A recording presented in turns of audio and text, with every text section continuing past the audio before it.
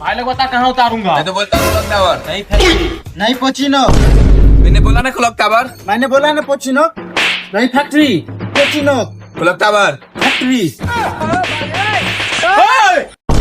Plan मेरे पास है, मेरा मन जहाँ करेगा मैं वहीं उतारूंगा। तुम लोग बस आराम से बैठे रहो। अरे भाई मेरे पास बंदा बंदा बंदा। शिट यार। सिटी यार। देख भाई अब तू ही बचा हुआ, अगर तूने मुझे बचा लिया तो मैं अपना न्यू फोन तुझे दे दूंगा। नहीं भाई, अगर तुम मुझे बचा लिया तो मैं तुझे अपनी गर्लफ्रेंड का नंबर दे दूंगा। और तू क्या देगा? मैं अपनी भी बैच वाला आईडी दे दूंगा।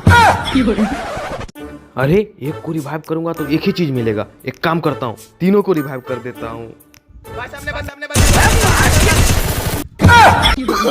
फोन लेगा। गर्लफ्रेंड का नंबर लेगा। भी बैच वाला आईडी लेगा।